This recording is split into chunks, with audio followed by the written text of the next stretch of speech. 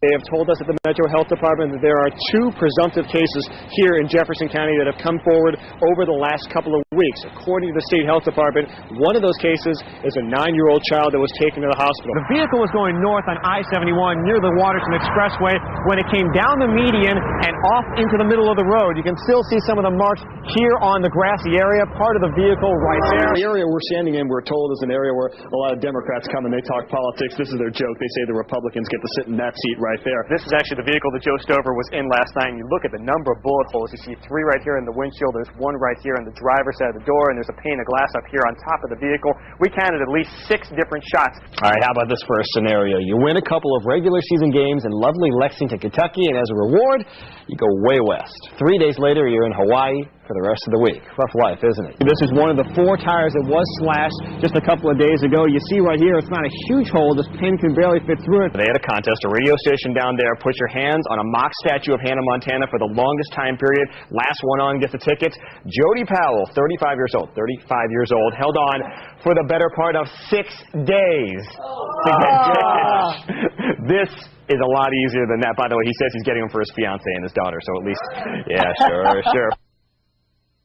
And Gene and Doug, this is, as you said, a case still wrapped up in a little bit of mystery. Police have not released any details on the suspect in this case. We are live tonight on Frankfort Avenue, just down the road from where the coroner's office brought the body earlier on today.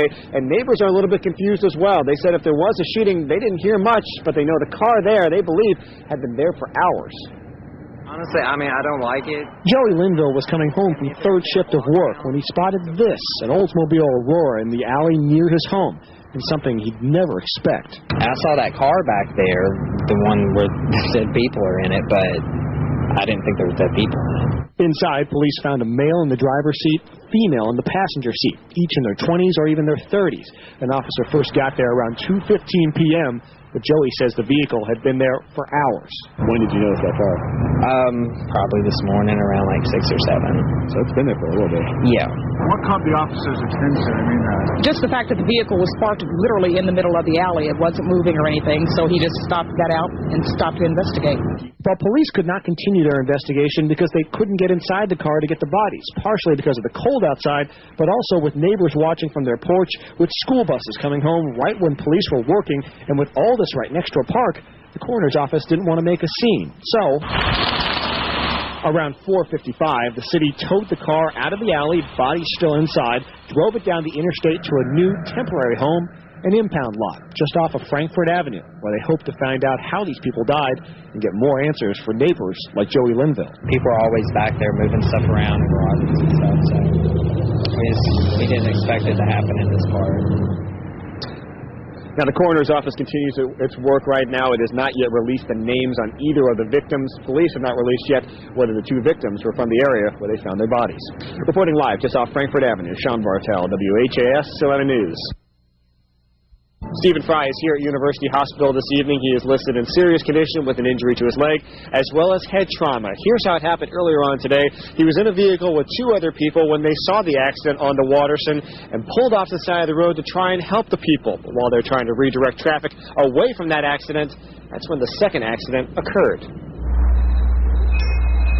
There are times you realize just how fleeting life can be. Tonight is that time for David All. I thought my best friend was dead. I held his head in my hands. Just last night, the friends of Stephen Fry threw him a birthday party. And while driving home on the Waterson westbound, they saw an overturned truck with 4 people inside. Stephen and David got out to help and were trying to redirect traffic. I was trying to get him to swerve to miss them people, and in the process, the cat struck him right in front of me. Thrown him in the air and landed on another vehicle. The car was a yellow cab. Friends say it was going 70 miles an hour on slick roads. The driver didn't say much to Stephen's friends afterwards. I feel that if he was not going as fast as he was, he would have been able to control the vehicle a little bit better. And our best friend might be sitting here today with me instead of in the hospital. Even if I just saw the regret, that would be enough for me to consider him human, but right now I don't see him as a human being. They spent the day at the hospital, but when they got home, they just couldn't bring themselves to take Steven's birthday cake inside. Not a time for reminders, more a time to reflect on what he did. I would classify Steve as a hero, and no less.